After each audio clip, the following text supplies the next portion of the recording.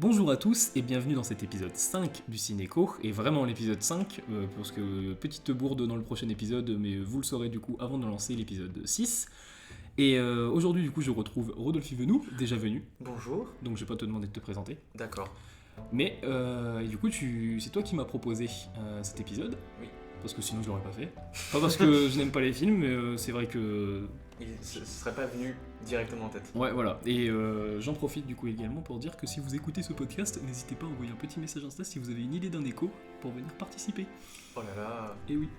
Et du coup, aujourd'hui, on parle de deux films, normal, comme d'habitude. C'est un écho. Et on parle d'un film qui est actuellement au cinéma, mais du coup, pas distribué de la meilleure des façons, puisqu'on le retrouvera que dans les CGR, et c'est sûrement la dernière semaine qui passe. Oui. Film sorti du coup le 20 mars 2024.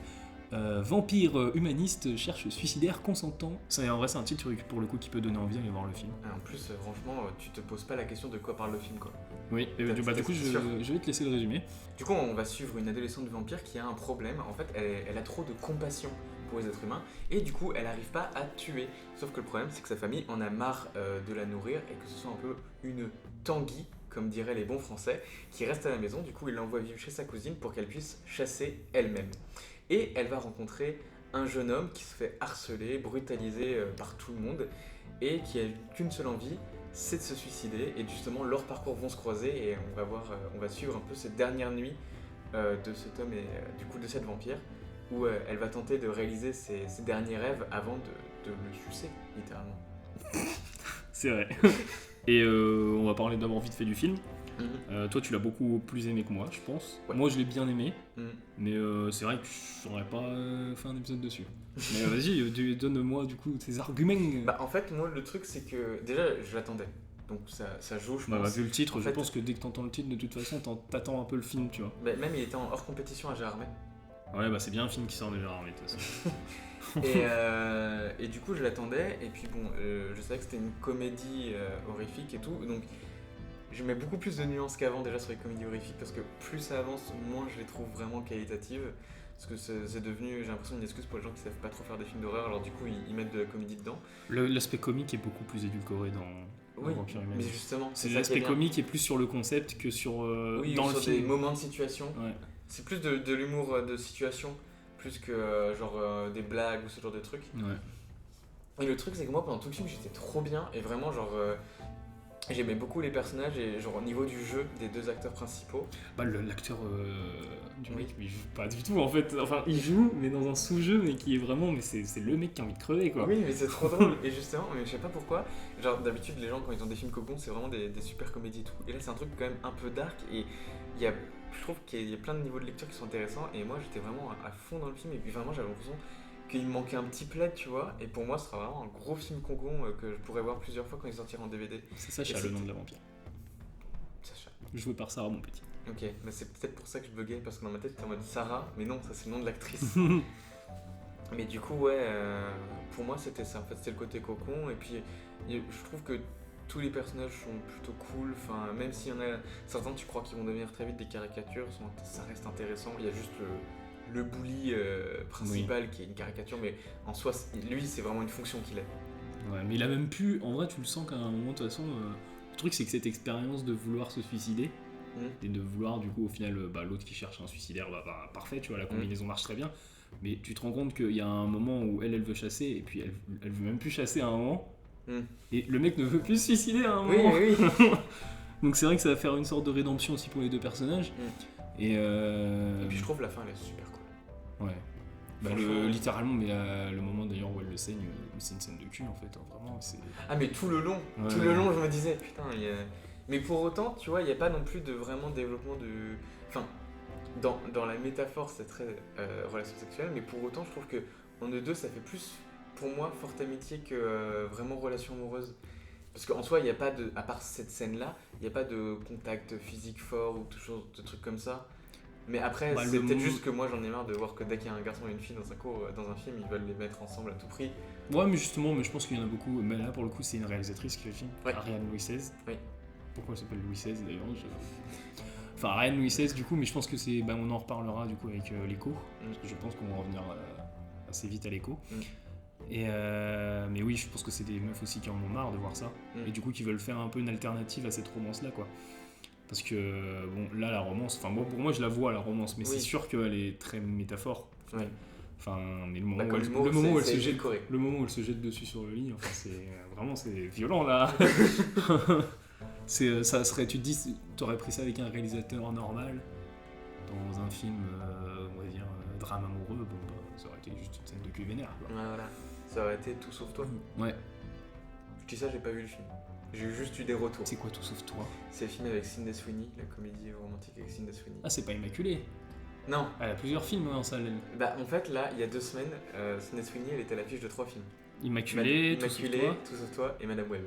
Ah, c'est ouf. Et en fait, elle a fait Madame Web parce que elle voulait pouvoir faire Tout sauf toi, qui est réalisé par son copain, je crois. Ouais. Et Immaculée, dont elle est la productrice. Donc vraiment, elle a juste fait ça pour avoir des liens avec Sony. Ouais. Bon, tant mieux en vrai si elle perce, parce qu'elle joue dans. Moi, j'attends un de ses projets, c'est le remake de Barbarella. Ok. Ça fait longtemps que c'est sur les rails, et le fait que ça soit elle qui est devenue une icône, notamment avec la série, du coup, elle était dans quelle série? C'était elle dans Euphoria, ouais, parce que des fois je confonds avec les séries Netflix qui parlent de cul tout le temps aussi. Mais dans Euphoria, c'est vrai qu'elle est devenue un peu cette icône-là, après, tu vois, genre gros sein, donc vraiment modèle, et modèle inatteignable, et c'est vrai que Barbarella joue sur ce concept-là de la sexualisation, quoi. Donc c'est parfait en fait, c'est vraiment... Je sais pas d'ailleurs qui va réaliser ça, mais j'espère que c'est pas un mec. Parce qu'on en parlait déjà avec Lily, mais quand ils vendaient la série sur le Bene Gesserit avec Dune, ils vendaient la série sur l'acteur, en fait un acteur de Viking. C'est un peu débile. Ouais, alors que c'est sur des femmes, quoi, quand même. C'est un peu triste. Mais bon, bref. Et oui, sinon, il y a un truc que j'aime beaucoup dans le film aussi, c'est on pourra le mettre en écho, et c'est les scènes de soirée. Il y en a, ça alterne, ça fait pas mal de... Il y a une grosse scène de soirée. Oui, il y a la grosse scène de soirée. Mais je sais, il y a une façon de la filmer, peut-être c'est au Québec, parce que visiblement au Québec, quand il y a une soirée, ça se filme plutôt bien. C'est quand même la 2e fois que je viens, et c'est la 2e fois qu'on parle de films québécois. C'est vrai, oui, parce qu'il y avait les Chambres Rouges. Je fais même le successeur. C'était un film qui était fait au Québec en soi. C'était pas par un Québécois, mais c'était fait au Québec. Bah ouais, mais tu ne l'avais pas vu à ce moment-là. Non, mais c'est quand même drôle. Tu l'as vu, tout? Ah bon. Ok, le mec vient dans le podcast, on lui recommande des films. Non, mais moi je vais faire des feats que québécois. Ouais, ok. Bah. Ça va être galère. Ouais. C'est les mois. Pas très souvent. Il y en a pas tant que ça. Aussi en ce moment, ça perce un peu, ouais. Il y avait un beau film québécois de zombies affamés.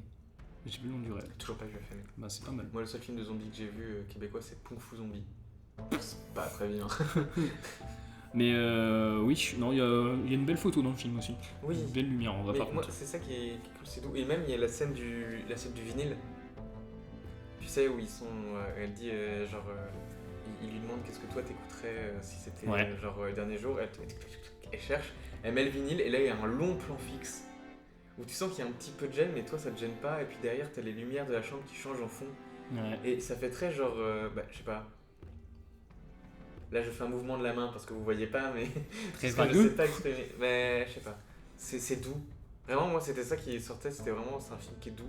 Genre, même, tu vois, la relation entre le père et la fille, déjà, c'est rare de voir des relations père-enfant qui se passent bien dans des films. Ouais. Parce que souvent, les premiers viennent du père. Et là, c'est cool de voir que le père, il est en mode. Moi, je veux pas forcer ma fille à faire quelque chose qu'elle voudra pas faire. Bon, des fois, le problème, il vient pas du père. Non, mais je veux dire, c'est quand même rare que cette figure-là soit la figure positive du couple parental. Oui. C'est pour ça, là, j'aime bien. Et d'ailleurs, je crois que l'acteur, il a tourné dans un autre film aussi. L'acteur qui joue le père? Ouais, je l'ai vu dans un autre truc. Mais Simple comme Sylvain, qui avait beaucoup parlé de lui. Et du coup, on va peut-être faire l'écho.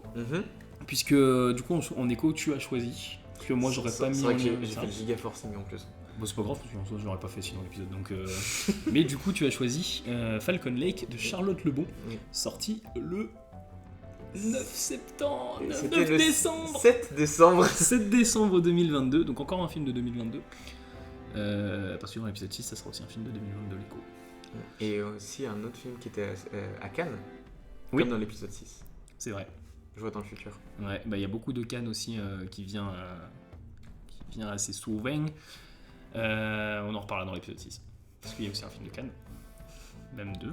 Non, il n'était pas Non, un seul. Du coup, Falcon Lake, ça parle de quoi? Alors, j'ai plus le nom du perso, évidemment. Alors, T'as vu le film hier. Mais du coup, c'est un petit gamin de 14 ans. Alors, déjà, on va dire un truc aussi. C'est une adaptation. Oui, d'une bande dessinée de... Ah non, c'est pas... Oui, Ah c'est une non. bande dessinée de Bastien Vives qui fait putain. polémique. Donc, on ne jugera pas Bastien Vives. Non, on est là pour parler du film. On est là pour parler du film. Sinon, je connais pas la BD, donc voilà. Ouais, mais de toute façon, apparemment, c'est très loin de la BD le truc. Et puis en plus, si c'est une meuf qui s'est réappropriée l'œuvre, j'ai plus confiance déjà. Ouais, voilà.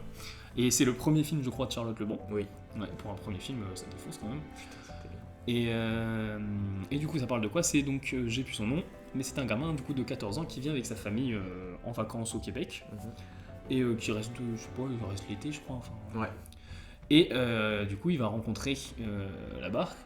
Il va d'abord entendre. Il va d'abord rencontrer Sarah Monpetit, du coup, qui joue la vampire dans Vampire Humaniste, Cherche Suicidaire, qu'on s'entend. C'est quand même un triple écho parce qu'on a du coup 2 films québécois, 2 films réalisés par des femmes et 2 films avec Sarah Monpetit. Oui, c'est vrai. Mais en même temps, ouais, c'est peut-être ça qui rend les histoires intéressantes. Et là aussi, on va être sur un drame amoureux, mais un drame amoureux qui est sous couvert du coup d'une histoire un peu fantomatique, puisque dans le Falcon Lake, du coup, quelqu'un se serait... Il y a toute cette légende du fait que quelqu'un serait mort dans le lac. Ouais, et puis qu'il y a un fantôme qui rôde, machin, tout ça. Et en fait, il n'y a aucun élément fantastique dans le film, hein, je pense pas que c'est un spoil. Mais par contre, ce fantastique-là, on va le ressentir vraiment dans chaque plan, notamment avec la colorimétrie, la photographie, les plans longs, les déplacements de caméra qui sont très lancinants. En fait, c'est cette caméra, le fantôme qui rôde. Et nous, on a ce point de vue un peu du fantôme. Et pourquoi cet écho, du coup? Moi, j'ai ma petite idée, mais moi, je te dirais bien que c'est pour le côté romance. Un peu mortuaire. Mais je trouve que les deux aussi, ils ont ce truc super, comme dont je parlais de Vampire, qui est hyper doux en plus. Et il y a ce mélange entre du coup l'ambiance un petit peu, du coup comme tu disais, mortuaire du coup. Parce que clairement, dans Vampire Humaniste, tout est englobé de la mort. C'est encore peut-être plus présent que dans Falcon Lake, mais il y a quand même cette idée dans Falcon Lake, et même à travers la scène de fin, où il y a cette ambiguïté qui est mise un peu sur le destin d'un certain personnage, quoi. T'es pas ouf en plus celle-là. Ouais. Mais ouais. Mais il y a toute l'ambiguïté qui est mise là-dessus. Et puis en plus, je trouve que parce que toi, tu voulais le mettre en parallèle de base avec Vampire en tout un Vampire Humaniste, oui. Non, oui, Vampire Humaniste, tu voulais le mettre en parallèle avec Vampire en toute intimité. Sauf que, est-ce que tu voulais juste le mettre parce que c'était 2 films de vampires qui étaient drôles? Non, c'est parce que en vrai, j'avoue qu'au début, je t'ai dit ça quand j'ai commencé Vampire Humaniste, parce qu'au début de Vampire Humaniste, on est dans la famille de la vampire. Et je sais que Vampire en toute intimité, même si je l'ai pas vu, je sais qu'on se concentre sur une famille de vampires. Donc c'est là que je me suis dit, bah ouais, ça serait un bon écho. Mais c'est vrai qu'avec du recul, en fait, la famille de la vampire, on la voit pas tant que ça. Oui, en fait, c'est juste au début pour faire une scène introductive, genre pour quelqu'un qui aurait pas lu le titre du film, qui saurait pas de quoi ça parle. Là au moins, il est servi avec le clown. Ouais. Comme la famille qui a bien été servie avec le clown. D'ailleurs, c'est une des rares scènes qui est un peu, elle est pas gore non plus, mais elle a un peu cru. Elle a un plus cru que le reste. Elle est crue. Parce que le sang, il est cru. Et du coup, moi, vu que j'avais vu le film Vampire Humaniste et que j'ai vu Vampire en toute intimité, et que justement, le jour où tu me parles de ce parallèle que toi tu voyais au début, et en fait, justement, j'ai trouvé un autre film qui aurait fait un meilleur parallèle avec Vampire en toute intimité, c'est Living Among Us. Ouais, que t'as noté, j'ai vu sur Letterboxd. Ouais. Et en gros, les deux, c'est des faux docus sur les vampires. Et il y en a un qui prend une approche très humoristique et l'autre une approche horrifique. Et voilà, c'est intéressant, même si surtout du potentiel un peu gâché dans le deuxième cas. Et par contre, je me rappelle plus trop de Vampire en toute intimité. Parce que le pire, c'est que j'ai pas vu la bonne version. Enfin, c'est pas que j'ai pas vu la bonne version, c'est que j'ai pas vu la vraie version. Il y a une version française. Parce que la version française, c'est juste la version Kojip, quoi. C'est la version du groupe, je ne sais plus comment il s'appelle, mais c'est 2 humoristes qui avaient fait qui avaient pris plein de stock footage et qui avaient fait des sketchs là-dessus. C'est Alexandre Astier dans la VF? Oui, il y a Alexandre Astier, mais c'est eux qui ont fait la version et ils ont engagé Astier. Mais c'est pas lui qui a fait ses dialogues et tout ça. Et la VF, c'est tout un autre film en fait. Parce que vraiment, ils déplacent l'action à Limoges, les personnages ont des prénoms bien français. C'est vrai que ça fait Je pense qu'il faudrait voir le film en VF et en VO, tu vois 2 films différents. Ouais. C'était Waititi qui le réalise aussi? Ouais. T'as vu qui va réaliser La Nuit du Chasseur, le remake ou pas? Ouais, du coup, c'est Scott Derrickson. Le pire film d'horreur. Le réalisateur du meilleur film d'horreur de tous les temps. C'était Black Phone. Ah! C'était Black Phone. Moi je pensais qu'il parlait de Sinister. Mais je pense qu'ils ont fait un lien entre Black Phone en mode parce que Black Phone ressemble, il y a le délire d'enfance, tout ça. Et il y a un peu un malade et tout avec un masque. Il y a le délire un peu la nuit du chasseur, mais en fait ça n'a rien à voir parce que le truc c'est que la nuit du chasseur ça défonce beaucoup ce père américain, tu vois. Alors que dans Black Phone tu te dis c'est quand même très américain comme film, mais bon. Enfin bref. C'est pas Blumhouse en plus? Ah si. Ah si. Bon bah après Blumhouse ils font des bonnes choses des fois. Ouais, bah là ça fait quelques temps quand même.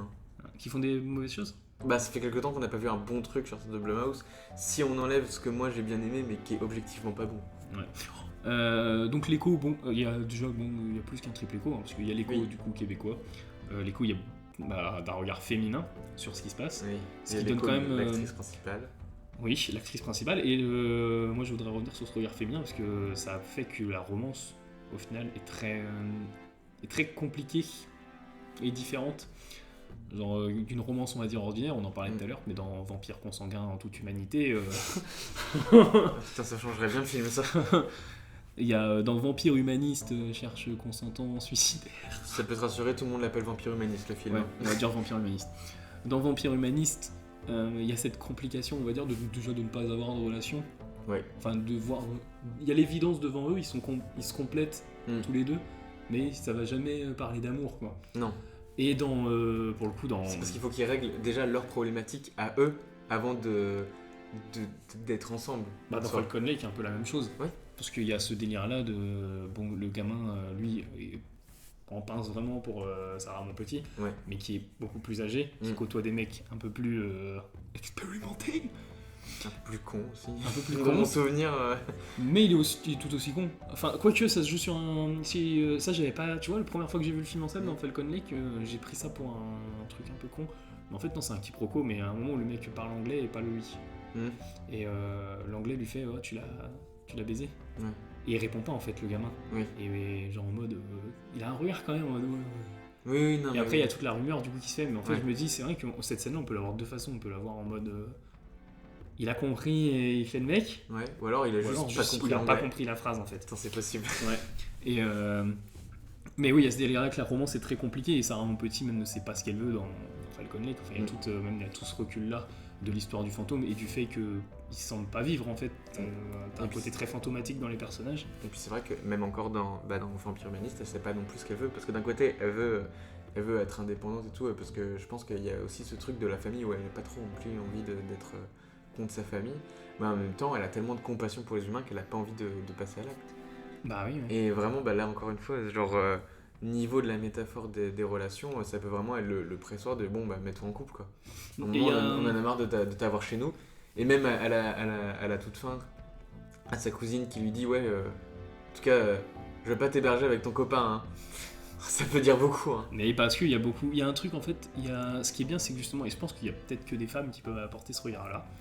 Et je pense qu'on a un très bel écho d'ailleurs avec Dune du coup, parce que Lily a posé ce problème là, tu vois, du fait qu'il y a un problème avec les persos féminins chez Villeneuve. Beaucoup moins quand tu regardes Premier Contact, Sicario, même si c'est pas des persos féminins qui ont un truc très fort non plus quoi. Mais il y a cette mode là maintenant de mettre des acteurs très jeunes qui sont qui sont adultes, tu vois. Et ça c'est très américain justement, tu vois Timothée Chalamet dans Dune, c'est très gamin. Mais il agit comme s'il avait 20 ans dans le film, enfin il n'y a pas de truc, c'est vraiment je suis machin, genre ils ont une prestance, tu vois. Et alors que là il n'y a pas cette prestance là avec ces personnages là. Non. Là on voit que c'est vraiment genre c'est des gosses quoi. Ouais, et Ariane Louis XVI elle dit vraiment en mode en fait c'est des gamins qui veulent grandir beaucoup trop vite, mais ils sont bloqués. Parce que dans le Falcon Lake, au final, ils arrivent même pas à assumer justement des simples histoires pourries amoureuses. Et ou si tu mets une histoire mythique de fantôme, enfin il y a tout. Et même pareil dans Vampire humaniste, c'est le truc grandir trop vite ou tout ça, il y a le truc des dents, tout simplement. Ouais. C'est littéralement, ça c'est très littéral. Elle veut rester dans son cocon et tout. Et il y a cette scène au début qui est intéressante et qui la met en parallèle elle du coup avec le garçon qu'elle va rencontrer. En gros, elle est fan de piano. Et du coup, elle fait du piano dans la rue et tout ça, et les gens lui donnent des fois de la thune, mais il y a un moment, il y a un mec, il lui donne de la bouffe. Et au début, pour nous, c'est rien. C'est juste, elle a eu un biscuit, quoi. Et en fait, à un moment dans le film, t'as ses parents qui viennent l'engueuler parce qu'il y a un biscuit et parce qu'en fait, si les vampires bouffent de la viande, enfin pas de la viande, mais genre qui bouffent de la nourriture humaine, ça peut les buter. Et du coup, ça remet vraiment le truc. C'est comme si des parents avaient trouvé des lames de rasoir, par exemple. Je suis très excessif, mais comme si ils avaient trouvé des lames de rasoir dans la chambre de leur gosse, ouais. Oui, ou des capotes si on est sur... En fait, ce qui est bien, c'est que tu peux mettre plusieurs trucs. Et oui, il y a des parallèles à faire, il y a des petites métaphores. Et même par rapport au... Je crois qu'il s'appelle Paul, non ? Le mec ? Ouais. Oui, je crois que ça me dit un truc, ouais. Donc c'est peut-être Paul. Ou alors c'est moi qui t'ai parlé du coup de Dune. Ouais, et du coup ça m'a matrixé. Mais en tout cas, le gosse, même lui, en fait, il y a un moment où je me suis dit, en fait, si on enlève... si on prend des scènes où on enlève la vampire, les scènes peuvent quand même se voir, ou juste un garçon tout seul et tout, et qui est... Ah, le film devient vraiment très triste par contre. Ah bah oui, c'est clair. Mais tu peux voir ces scènes comme ça, il y a vraiment plusieurs niveaux de lecture. Ouais, t'aurais même une version alternative du film, en mode, pour le coup on en parlait, mais les parents qui découvrent un biscuit chez la famille de la meuf. Si tu prends le film, on va dire tu filmes de l'autre côté, c'est les parents qui découvrent une lame de rasoir, et puis c'est vrai qu'il y a... Ouais. Et en plus il est seul, quoi. Il a que lui et sa mère, quoi. Je sais pas si ça a déjà été fait d'ailleurs, un film, enfin 2 films, sur la même histoire, mais 2 points de vue différents. Je sais pas. Genre, j'essaye de repenser à des trucs. Il y a des films qui contiennent plusieurs points de vue, mais genre 2 films vraiment différents. Parce qu'il y a un truc, j'y pense à chaque fois. Genre, t'imagines, c'est comme t'avais sorti Pulp Fiction, mais que t'avais d'un côté l'histoire des... Bah, 2 points de vue en fait, quoi. Ouais, ça devrait être intéressant. Mais parce qu'il y a un film de Koji, il y a 2 films de Koji Fukuda. J'ai eu peur, j'ai cru que t'avais mentionné mon bébou. Non, c'est Koji Fukuda. T'as pas vu le film de Koji Fukuda ? Je crois pas. Bah, il a fait un truc, comment il s'appelle Life, machin. Oh, j'ai plus le nom, je te l'enverrai. Et au pire, tu sais quoi ? Montage. Au pire, montage. Même si je l'ai en plus, ce film-là.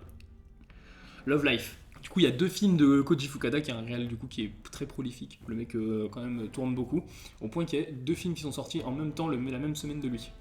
Et c'était Suis-moi, je te fuis et Fuis-moi, je te suis. Et je me demande là s'il n'y a pas cette histoire de point de vue là. Moi, de ce que j'ai lu des résumés, c'était plutôt vraiment une suite.